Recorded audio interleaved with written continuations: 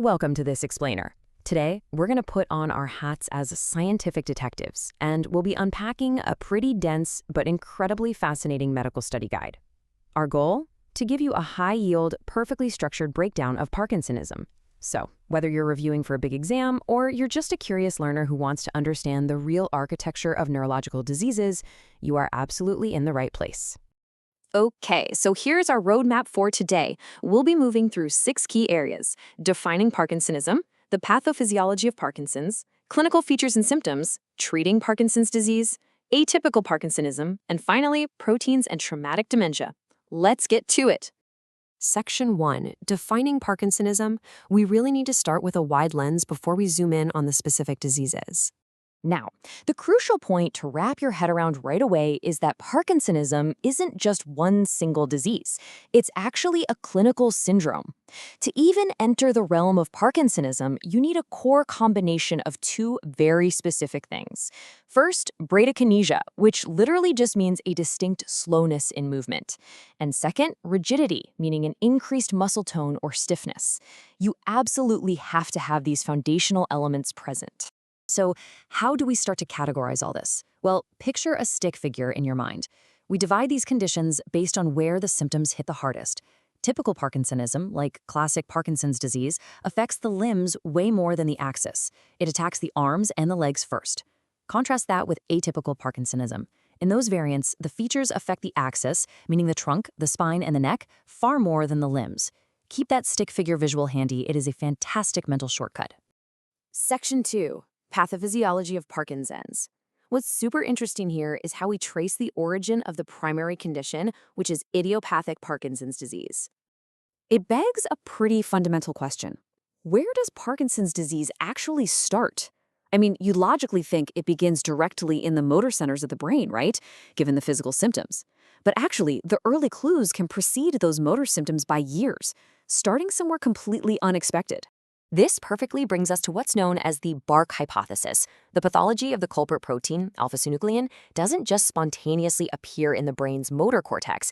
It actually starts way down in the olfactory bulb, which leads to a loss of smell, and in the vagus nerve in the gut, which causes constipation. These non-motor clues act as these fascinating early warning signs, sometimes years in advance, before the pathology climbs up into the brainstem. Let's break down how this builds biologically, kind of like falling dominoes. First, that alpha-synuclein protein accumulates and gathers in a midbrain region called the substantia nigra. Once there, it forms clumps known as Lewy bodies. This essentially causes the substantia nigra to degenerate. And since that specific area is basically the brain's dopamine factory, its destruction causes dopamine production to just plummet. That severe drop in dopamine is exactly what finally triggers the hallmark bradykinesia and limb rigidity we talked about. Section 3, Clinical Features and Symptoms. Now that we know why the dopamine drops, let's look at what this actually looks like for a patient sitting in the clinic. I want you to really anchor this trap, mnemonic, in your mind. It is your best friend for remembering the most famous motor features. T stands for tremor, specifically a resting tremor that's often described as a classic pill-rolling motion in the fingers. R is for rigidity, usually a cogwheel type of stiffness when a joint is moved. A is for akinesia, which is a direct follow-on from bradykinesia.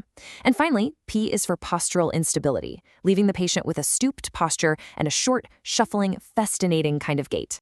But it's absolutely vital to remember, this isn't just a movement disorder. Patients also go through some really difficult non-motor symptoms. The gut is heavily involved, leading to constipation, which ties right back to that bark hypothesis we discussed. You'll also see micrographia, meaning their handwriting literally gets progressively smaller over time. There's a mask-like expressionless face called hypomemia, and a classic clinical test is the positive glabellar tap sign. If you tap right between their eyebrows, they fail to habituate to it and just keep on blinking. Now, for those of you taking medical exams, you'll definitely want to highlight the wheelchair of Quinn in your notes. It's a highly specific, critical marker indicating a very poor prognosis in disease progression. Also, there's a fascinating anomaly worth mentioning called paradoxical kinesia. This is where an otherwise frozen, akinetic patient suddenly has an unexpected burst of totally normal movement, usually triggered during a sudden emergency. It just goes to show how incredibly complex the brain's pathways really are. Section 4, Treating Parkinson's disease. Okay, so since we know the core biological issue is a massive lack of dopamine in the synapse, our pharmacological detective work starts here. We basically have three primary chemical strategies to fix this dopamine shortage. First, we can use agonists, like pramipexole, to directly stimulate the dopamine receptors, essentially tricking the brain by mimicking the missing chemical.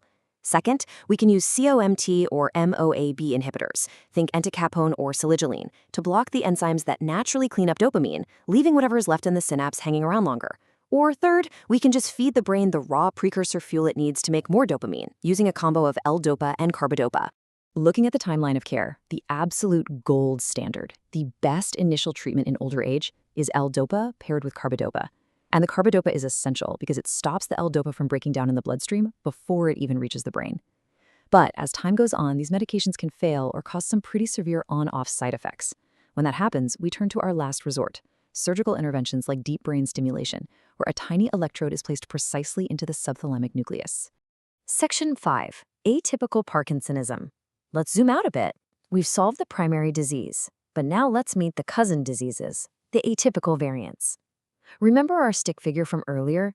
These are the conditions where the axis, the trunk and the neck, is much stiffer than the limbs.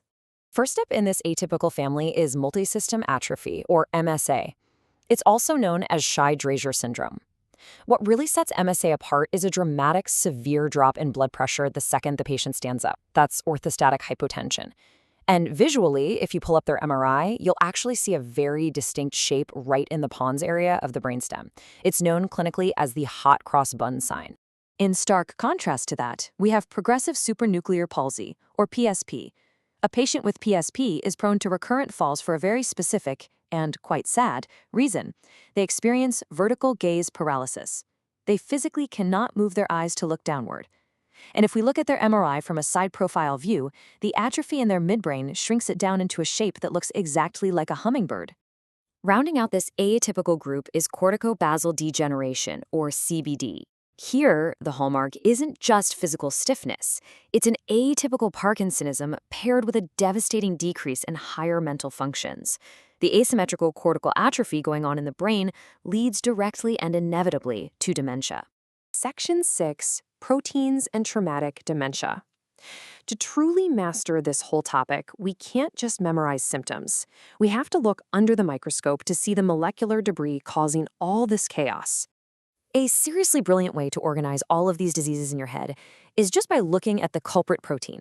Usually, you're dealing with either an alpha-synuclein problem or a tau protein problem.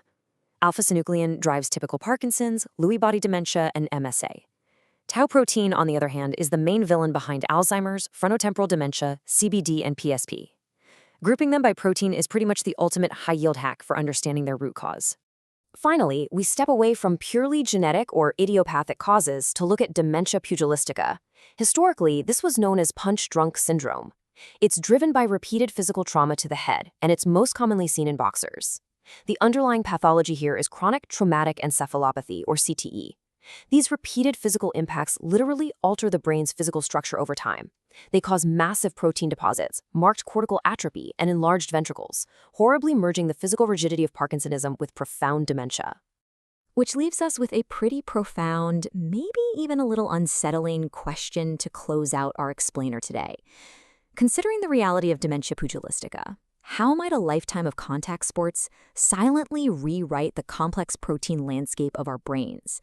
At what exact point do those repeated, seemingly minor physical impacts permanently change who we are at a microscopic molecular level?